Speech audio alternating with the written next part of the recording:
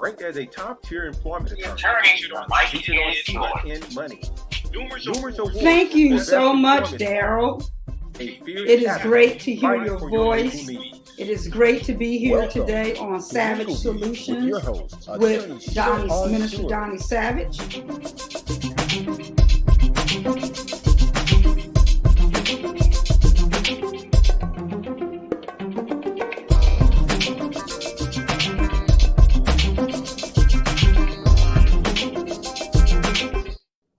Thank you so much, Minister Donnie Savage. We thank you for your great idea of bringing Savage Solutions to us every Saturday. And we also want to give a nice shout out to Daryl Breath all the way in Boston, Massachusetts. We are so excited to be back with you in the new year. First and foremost, Happy New Year to you. And we are in the studio with a great guest. I am so excited to have attorney Jennifer Straka with us on today. She is an outstanding attorney in the state of Vermont, Vermont.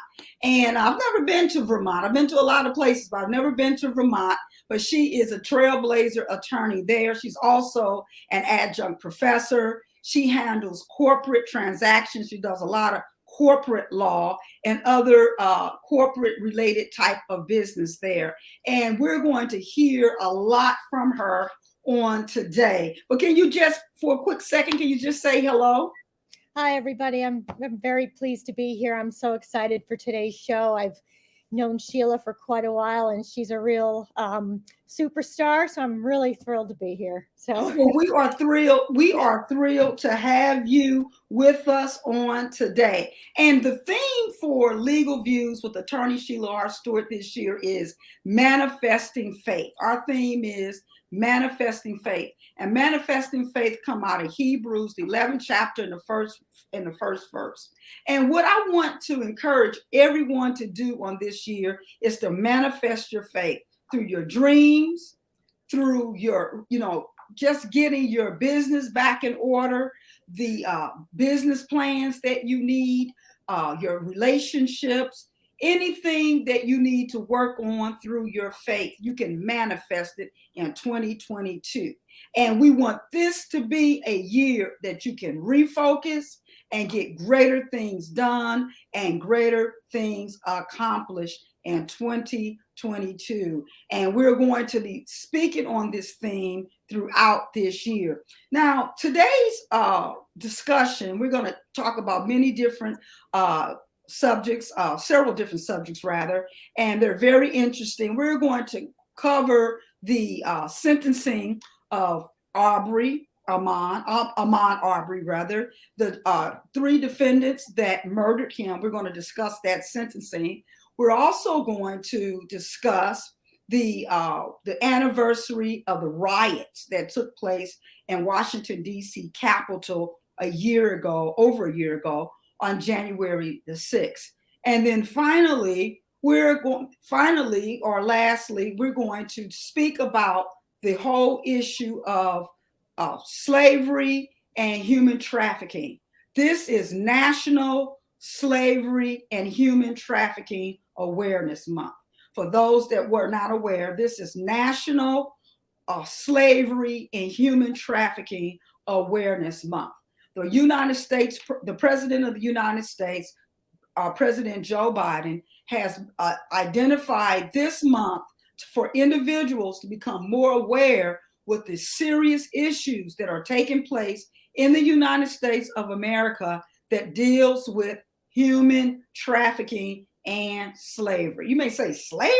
Yes. Many people are kidnapped and pulled into slavery, and their families can't not find them, and the FBI can't find many of these individuals because they have been pulled into servitude, and they are in locations, sometimes hiding in plain sight, and individuals are not aware that there are facilities, houses throughout the United States in regular neighborhoods where individuals have been pulled into servitude against their will, okay? And individuals are being trafficked. human trafficking throughout the United States under our nose, okay? And we're going to address those issues and talk about some of those issues on today with our wonderful guests. So are you ready to unpeel some of these issues that we have on today? How are you doing there in Vermont? Doing very well. It's cold. So tell us just a little, our listeners, a little bit about yourself and your practice. Sure. I was first licensed in Illinois. I graduated from Vermont Law School in 2004. I practiced in Chicago, Illinois for a number of years. Ended up moving around a bit, moved to New Jersey, back where I'm from, got licensed there, and then had an opportunity to move to Missouri and met you, Sheila, which was wonderful. And then practiced there, and then ended up now here in Vermont, where I have my own practice in, like I said, with as you said, with corporate law main base clients. Okay, well, you have done a great job there in Vermont, and you're a little conservative on many of your accomplishments because you also work at Dartmouth, which is an Ivy League university. You did some great work there in Dartmouth. You actually tried to get me to come out there to Dartmouth as well. It's too cold. It's cold enough here in St. Louis, but you have completed a tremendous body of work. And we are very excited to have you with us, and welcome to CJOY Network and Legal Views with attorney Sheila R. Stewart. And you're right up there close to Boston, where you guys are like brothers and sisters in that vicinity. Now, let's talk about human trafficking, because this is a month where the President of the United States, he wants individuals to become aware of this serious problem. And he wants individuals to know that this is an issue that is harming families. People are looking for loved ones throughout the United States, and they're not aware that many of their loved ones are nearby being held against their will. So as decreed by the president by proclamation, January is known as Human Trafficking Awareness Month. This is a key time for all of us to become educated, to educate ourselves on the crucial issues, and to learn how to spot signs, to help young girls and boys identify, and their families to identify the signs that we need to look at and to address. Modern slavery is taking place right here in our communities. So what can we do as individuals to become more aware and to help these individuals? If you see something that doesn't look right, we recommend that you contact the police or the FBI to identify what is taking place in your neighborhood, in your community, or out in public at a mall that you may see some of these individuals. So we want to just give you some of the signs that you can look for. This is Savage Solutions.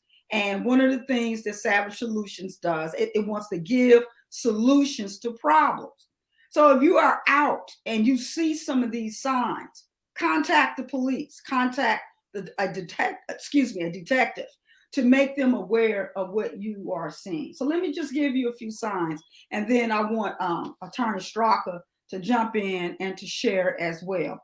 Okay, if you see a house or a flat, these 4-family flats, 6-family flats, and there are too many people living there, okay? They're all being picked up at the same time, and they're being dropped off at the same time. That's normally a sign that there's suspicious activity taking place in that building.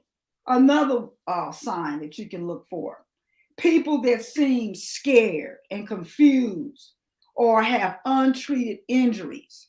If you recognize a building, a flat, or people out at the mall or even in the grocery store, and they seem scared, confused, they have injuries, that's a sign that that individual may be being held in slavery, modern day slavery, or that's a sign that that person may be involved in some type of human trafficking. Also, if you see an individual, that has no control over their phone or have no control over their mail or anything like that, that's also a sign that that individual is being trafficked.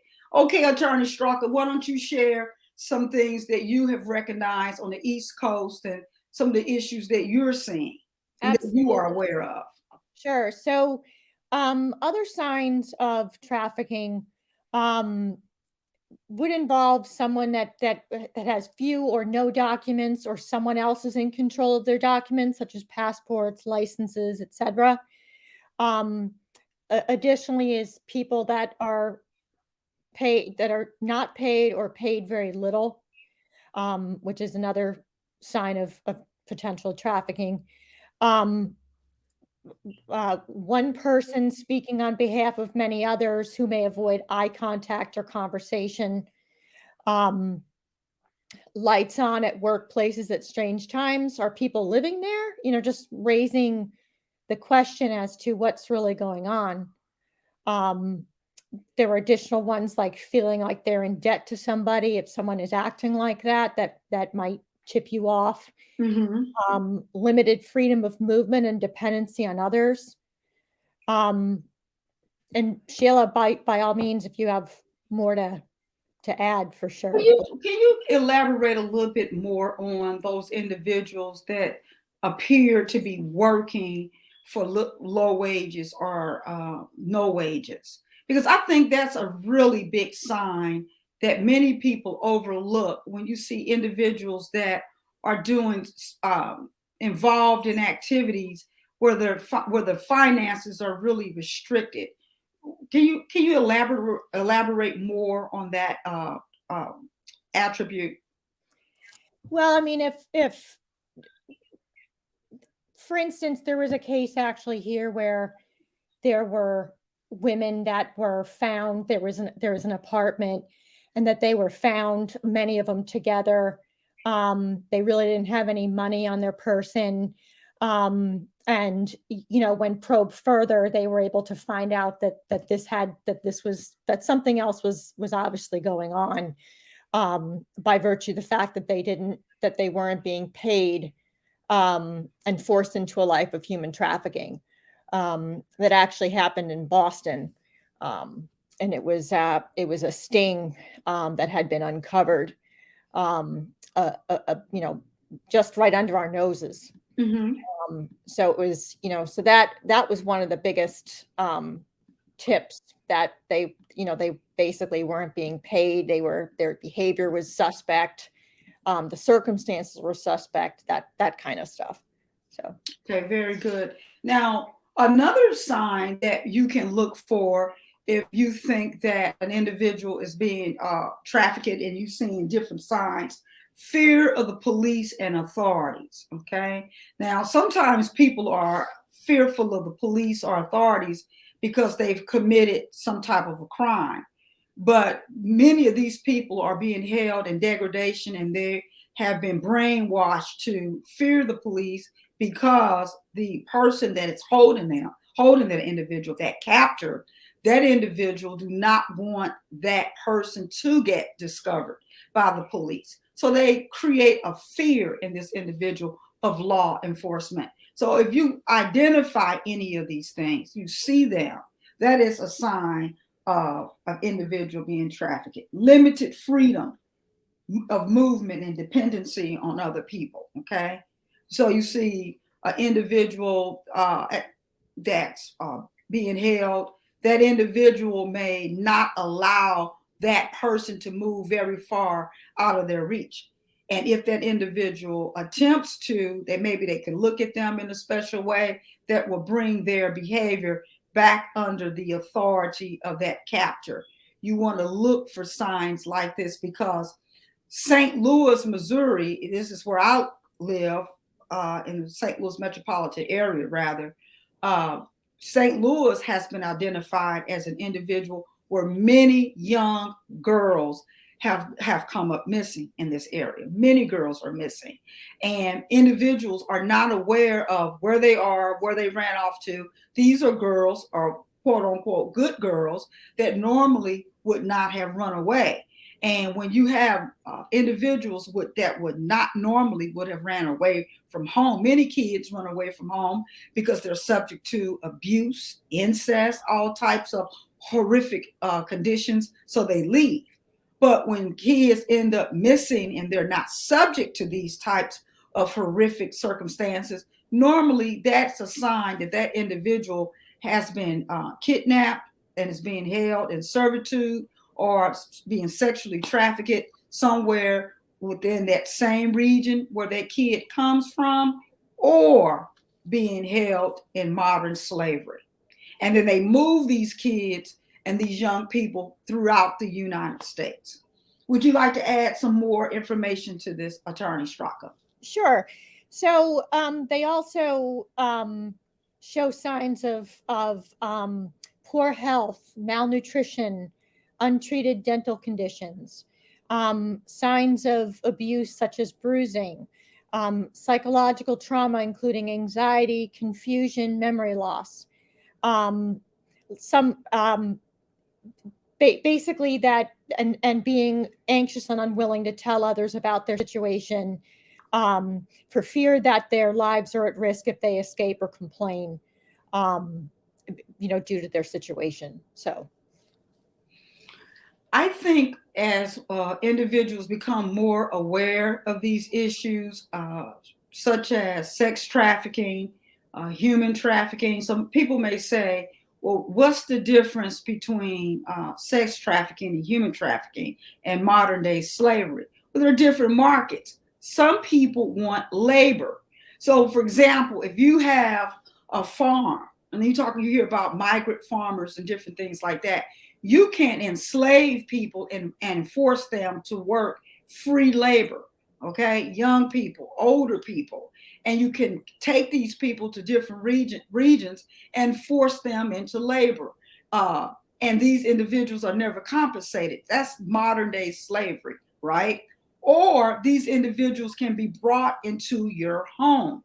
And individuals bring young girls, young boys into their home and posture these kids as foster kids. We're taking care of these kids, but these kids are actual slaves to that particular family, okay? And they're withdrawn, and they have all of these types of psychological affects where they look strange or they seem distant. Lots of those kids are being held in modern slavery.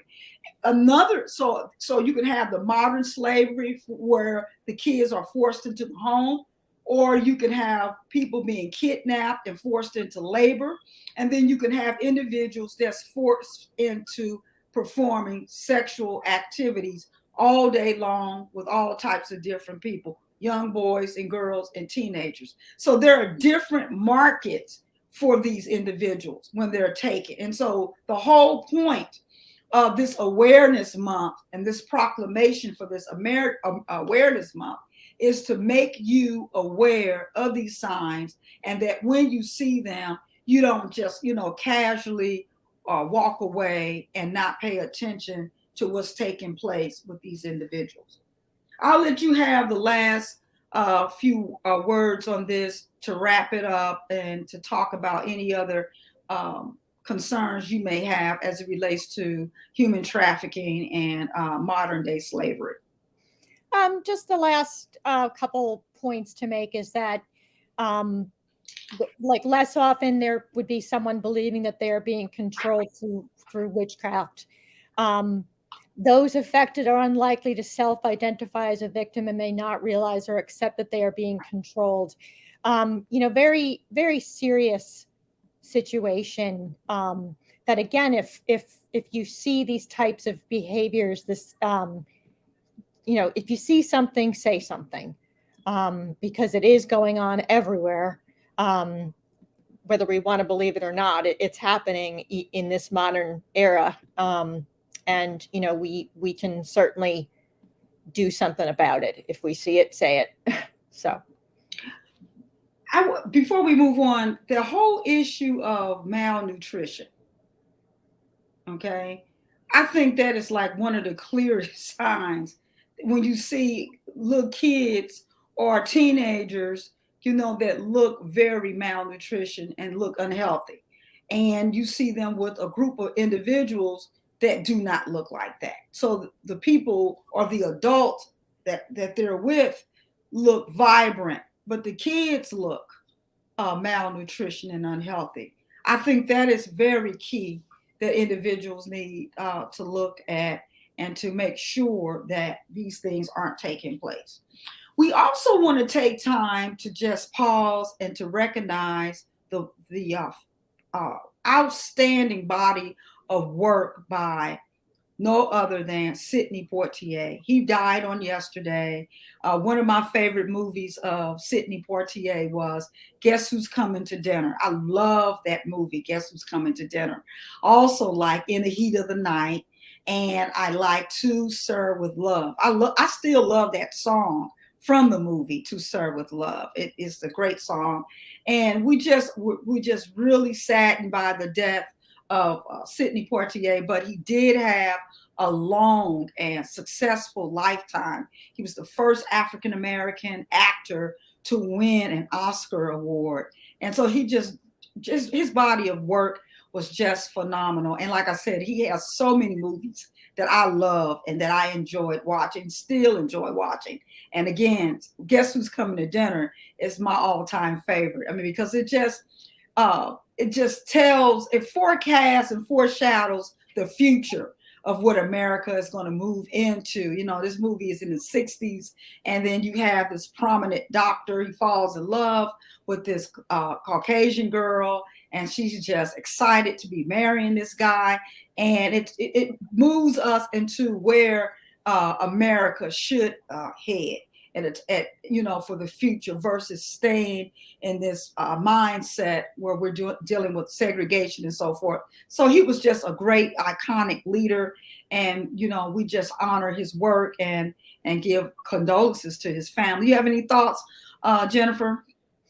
He will sorely be missed. He was fantastic and just a trailblazer. And my mother had told me, "Oh, do you know who died?" And she said Sidney Poitier, and I was like, he was just fantastic, and just again a trailblazer, and I'm gonna definitely be going back and watching some movies this weekend with him. So yeah, classic. They'll do some of his movies, hopefully, I can tape them. But so we wanted to just give a pause for the cause to recognize Sidney Poitier, great man, and he will be missed. Let's look at the January 6th House Committee investigation on the riots. Now, there's so much. I mean, this issue right here could go on. We could talk about this for at least 2 weeks, but we're not. Okay, we're gonna just give it a few minutes of treatment, then we'll move on. Okay, but I think that the House Committee investigation is a very significant charge by the House Committee, because we need to look at this insurrection and the impact that it had on the U.S. Capitol, and the impact that it had on the very fiber of our democracy. In my opinion, I felt that the insurrection was something that it has created an open door for other types of insurrections if this is not properly investigated and handled. And it's amazing on how individuals are looking at this issue straight down party lines. Okay, I personally do not feel that this is a party line discussion. I think if the footage clearly shows that the Capitol was stormed, that 5 people died, police officers were attacked, and this place was just desecrated, okay, and destroyed that day. But under the myth and the ideology that the election was stolen, stop the steal, and so the mindset was that the election was stolen. So we're going to go and take care of some things. So now we have this House committee that's investigating and looking into this issue. What are your thoughts on this, Jennifer? I mean, the amount of damage, and maybe if I can talk about that, was very significant. The people that were involved in perpetrating these riots should be prosecuted to the fullest extent of the law. There was so much damage, physical damage to the Capitol building, where for instance, historic bronze Columbus doors were damaged, portraits of John Quincy Adams and James Madison, as well as a marble statue of Thomas Jefferson, were covered in corrosive gas agent residue. That there was a 19th century marble bust of President Zachary Taylor defaced by what seemed to be blood. Rioters damaged, turned over, stole furniture, threw feces throughout the building and in several hallways. There was so much damage that the prosecutors had said that there was about $1.5 million worth of damage that was done. But the Capitol, the Capitol apparently has no insurance against loss, so taxpayers will pay the damage inflicted by the siege. So, that's pretty terrible situation that taxpayers have to foot the bill for this behavior. Just the extent of damage is just unbelievable. The U.S. Capitol, they don't have any insurance? Not that I'm aware of. No. Wow. From what I understand is that the taxpayers have to pay the bill to fix the damage. And how much did you say it was again? It's varied online, but the number that has come up is saying 1.5 million. I've seen higher than that. There was reported in congressional testimony that the combined cost of repairing the damage and post-attack security measures have already exceeded 30 million and will continue to increase. But in May 2021, U.S. prosecutors estimated the damage would cost 1.5 million just for what they did. So pretty. That's amazing. That's amazing. And what's even more horrifying about that information is that it's been shifted to the taxpayer. So that is one of the concerns that I have. Why are people making this a issue of a party, Republicans versus Democrats, or whatever type of political classifications people are using, when it's clear that the building was damaged? You can't just make up $1.5 million. I mean, we saw the glass being broken. We saw people using fire extinguishers. We saw the cop that was moving the crowd away from some of those offices to protect those individuals. So we know that individuals died. We know that the building was damaged. We know that an officer was killed. So therefore, the conclusion is that something bad happened on that day. And we need to keep it from happening again, not make it a political issue, but keep it from happening again. Regardless of who the president is of the United States, it needs to be prevented in the future. What are your thoughts about, if you have any, regarding former President Mike Pence not willing to participate or to give testimony on that regarding that day? Allegedly, there were some text messages and some comments that he made. The crowd they were saying, hang Mike Pence. He certified the election, and therefore many were, threatening him that day. And the House committee wants his testimony, voluntary testimony, and he's yet to respond or participate. What are your thoughts regarding that? Yeah, I mean, Pence, his role on the day of the siege has drawn close interest from the committee, as it, obviously examines the then President Donald Trump's actions that day, as well as the days leading up to the attack. In my opinion, as a citizen of this country, as the vice president, he should provide his testimony. And honestly, if you have nothing to hide, why wouldn't you support the investigation? So that's just my question about it. I mean, obviously he's a party with information that would be helpful. Mm-hmm. So why not? So what are your thoughts on that? I definitely think he should participate and give his opinion on what he believes occurred that day. I think it appears to me that many individuals do not want to offend former President Trump and are not willing to say or do anything to offend that may potentially offend former President Trump. And so therefore, we're not going to say anything. We're not going to share valuable information because we don't want to create this offense.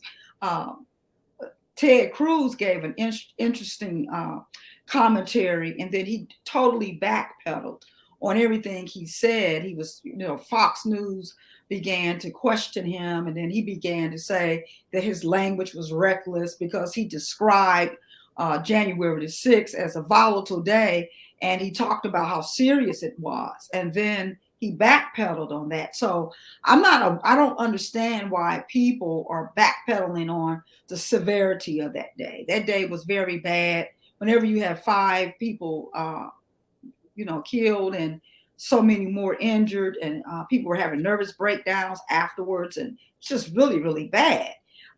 It's an issue that we do not want to occur again because we love our country, okay? And our country is bigger than one person.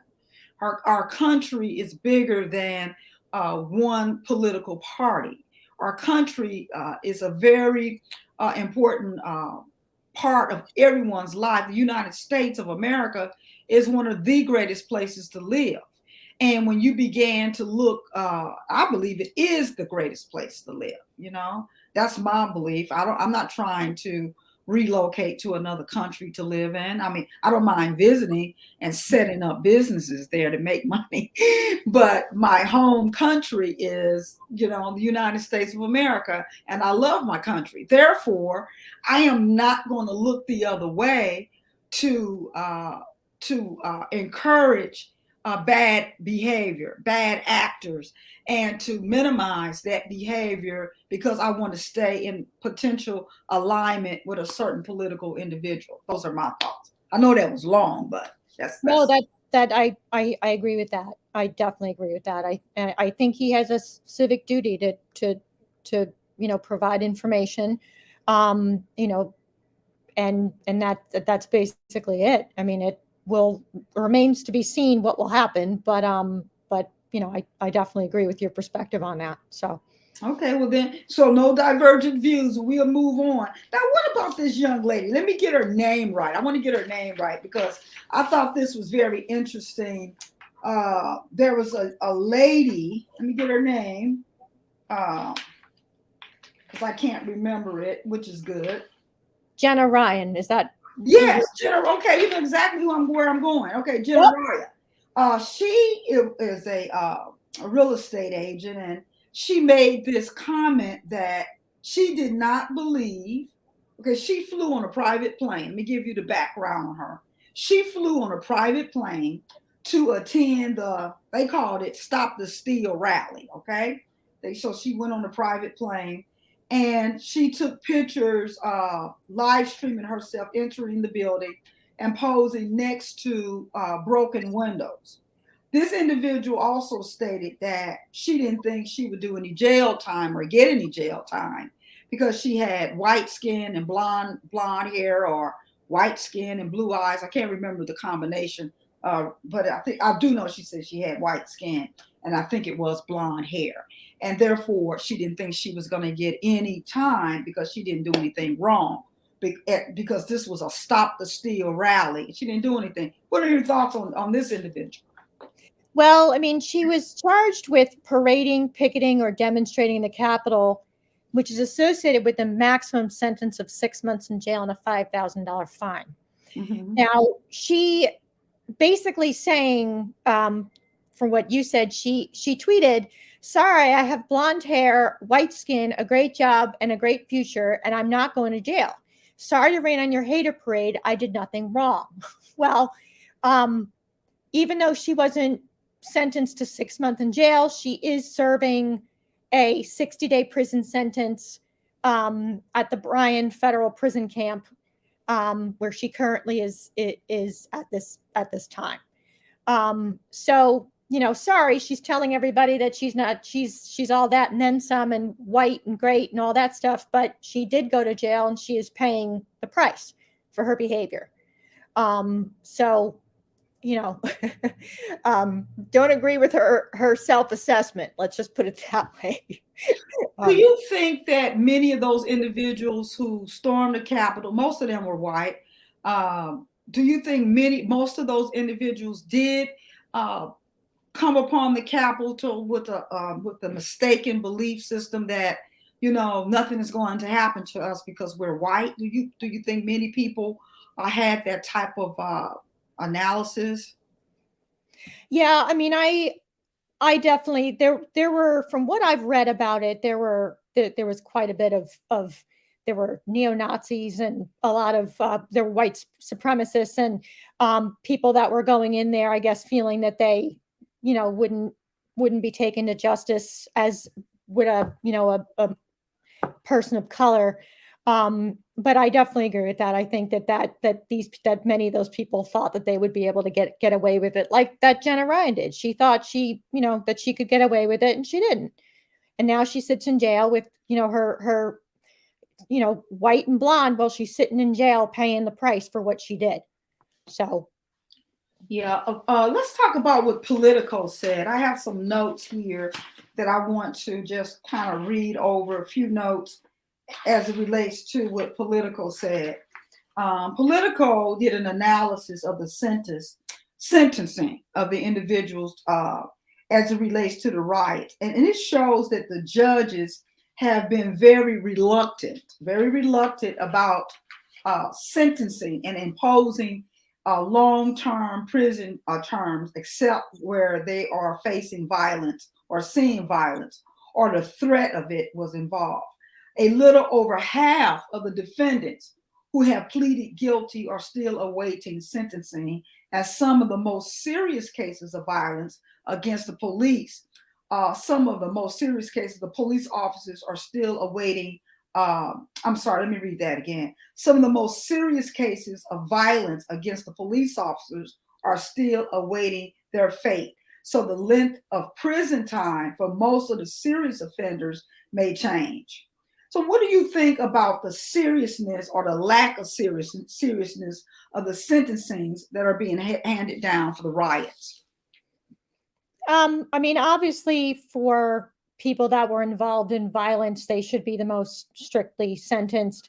But going back to, and I believe from what I've read, that there has been ordered of financial restitution by people that were caught with doing some of the damage to the Capitol building.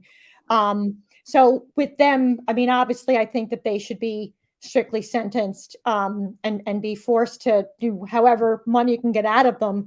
But because of the extent of the damage that occurred there, lives were lost, people were injured, damage to property. So, I do feel that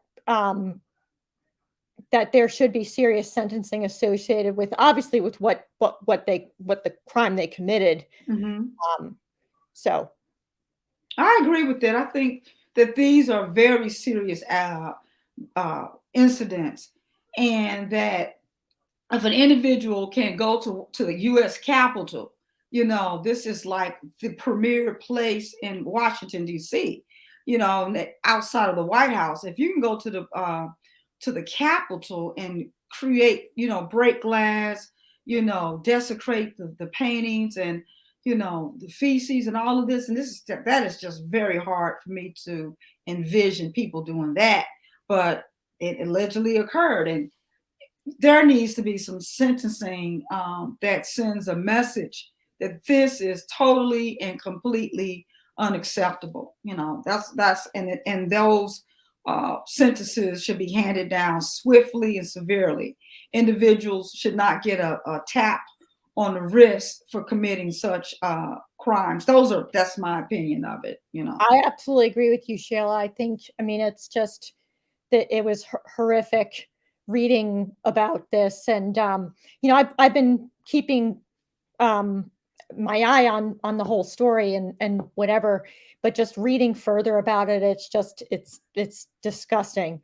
What happened and how much damage had occurred. So absolutely agree with you on that. 100%. Do you think from here, do you think our country can heal and come back together? What do you think it will take to bring our country back together? We're so divided at this time. What do you think it will take? Well, for me, I know it's going to take prayer, okay? It's going to take prayer and people forgiving one another, and dropping all of the offenses and coming back together to love and respect one another. What do you think it will take for our country to come back together to heal? I definitely agree with you, Sheila. I think God has a huge role to play in the healing process, in the peace, in peace and love, friendship, not war. I think there was such divisiveness during the Trump administration that hoping there have been lessons learned from that experience, and that under Biden's presidency, that we can not be so in such a divided way, and again with God leading the way, if you will, in terms of the healing and the process to move forward. Right. Thank you so much. And we can move forward. I mean, this country has come back from many horrible things of the past, the Civil War, and we rebounded. So we can come back and we can heal and become a united nation again, where we work together. Because if people want to make money, okay, and I know I do. I'm an attorney. And I believe in capitalism, okay? Capitalism, I believe in that. And if people want to come together, one of the things that hurts business is the lack of diversity and the lack of divergent attitudes and understanding of business. Because business is global. It's not just, in your head or your little group of friends. Business is global. And when you learn how to reach out, we had Pastor Keith Clinton on the last show we did in December, and he's working business from a global perspective. He's working business in Ghana and other places. Business is global.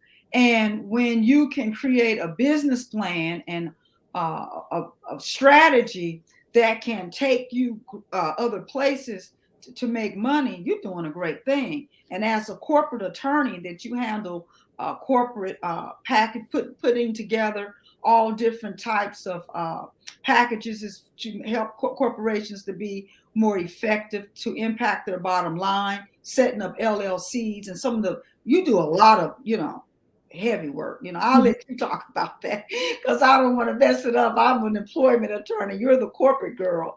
And so that is why I believe that we have to become a United Nations.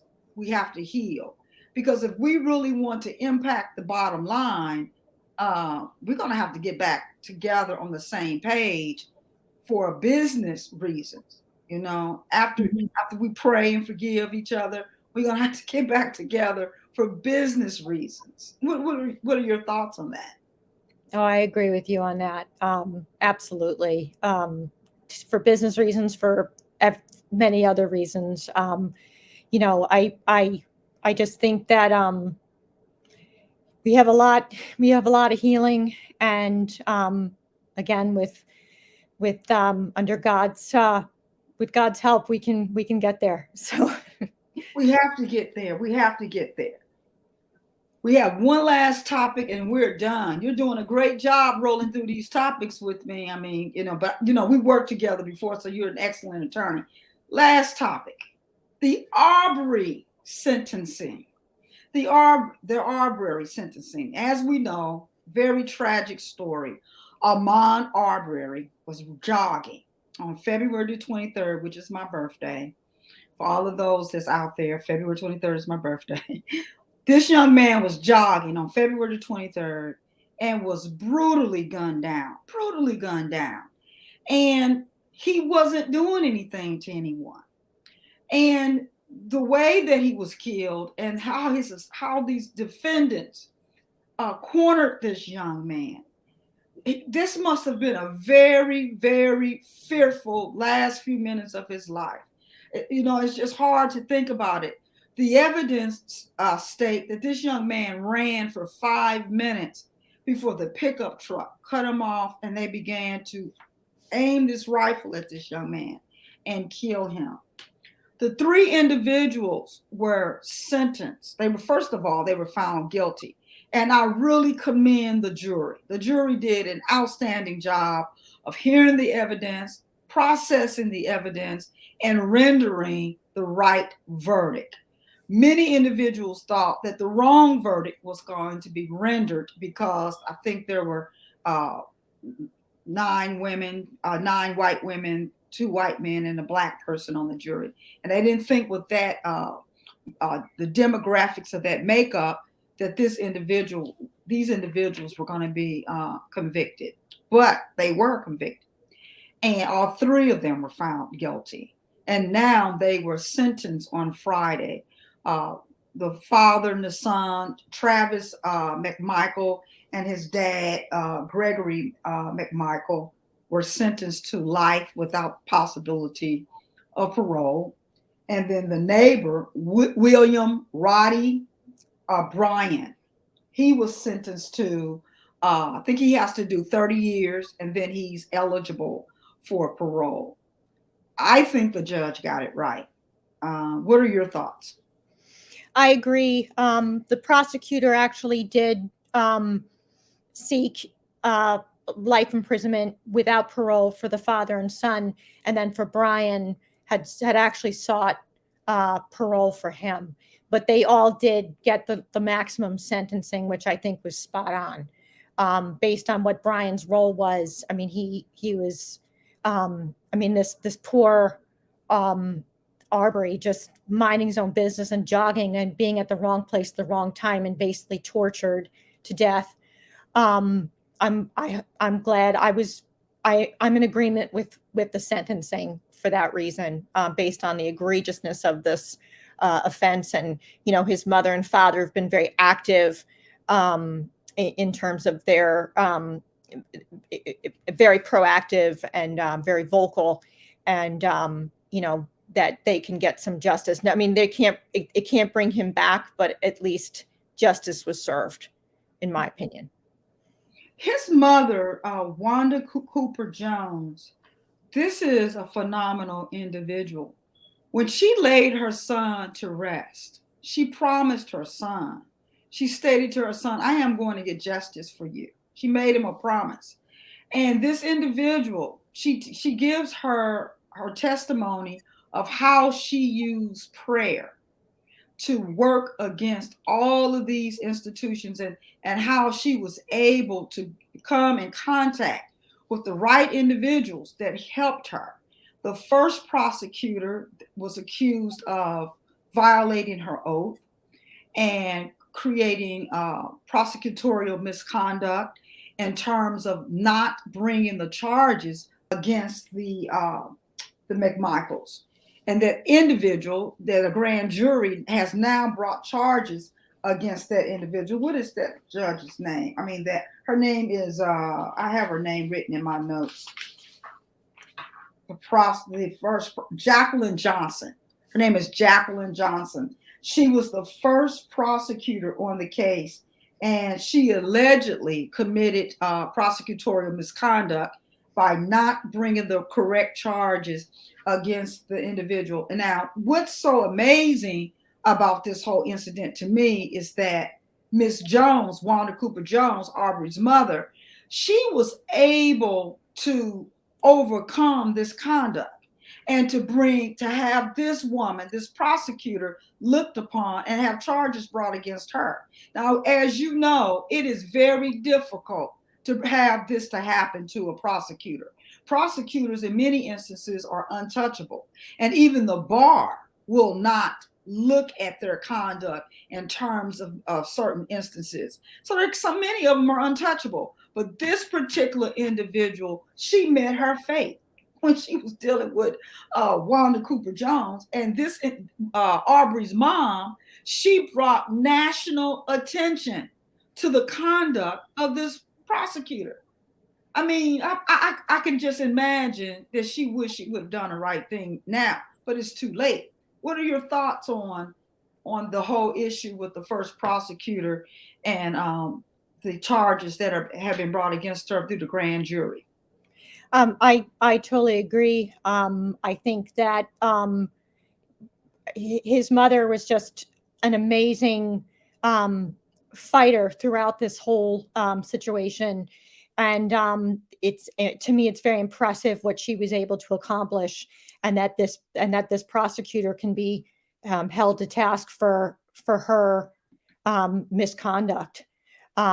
So I think it's again very impressive of what his mother was able to accomplish and what she did, and her resolve and her strength throughout this whole time.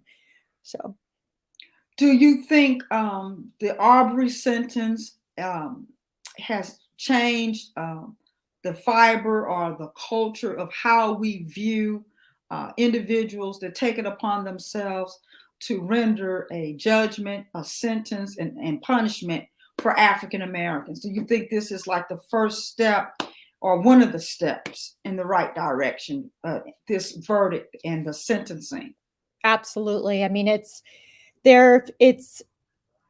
this whole the treatment of Black men in particular in the United States by the police. I mean, it's just I think this is definitely in the right direction, with how, basically, if you're like Arbery, being innocent, being accused of being I think that they had said that they thought he was involved in a burglary. They had no proof of that or any type of evidence to suggest that he was involved in anything other than jogging.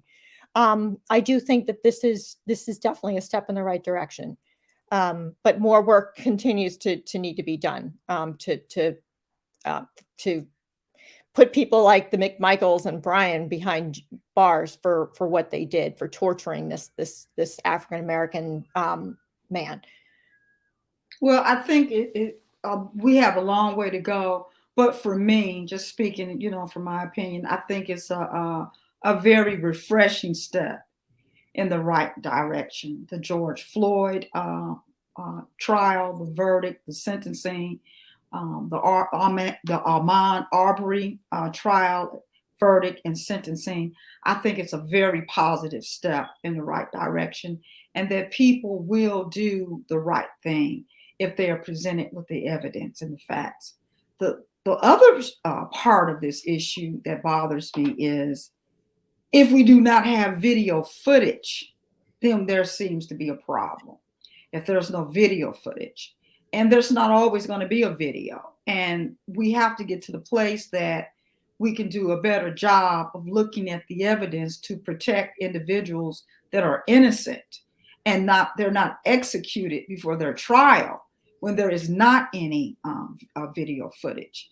And the individuals that are arrested and for whatever, most of the times it is minor infractions that an individual is stopped and arrested for, and that should not end up in death. And to me, there are no justifications for that action with video footage or without video footage. I'm pulled over because my tags are expired and I end up dead. That's crazy. That doesn't make sense to me. So that is what I would like to see, more positive outcomes as it relates to individuals that are harmed when there is no video footage. I will let you have the last word, and then I will wrap it up and turn it back into the hands of Daryl Breath, all the way in Boston, Massachusetts. No, Sheila, this is great. The discussion was very interesting and thought provoking. Definitely love being on your show and learning more about what your thoughts are.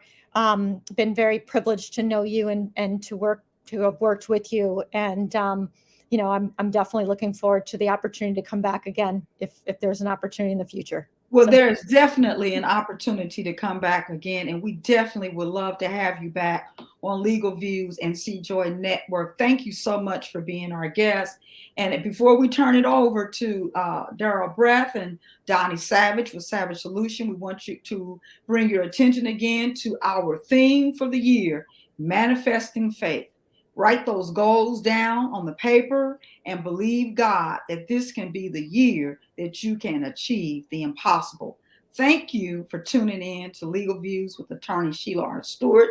Thank you, Attorney Jennifer Straka, for being with us on this evening. You've done a tremendous job, and we look forward to you coming back. Thank you again. Thank you. And you are now, don't leave, and now you are in the hands of Daryl Breath and Donnie Savage. Thank you so much.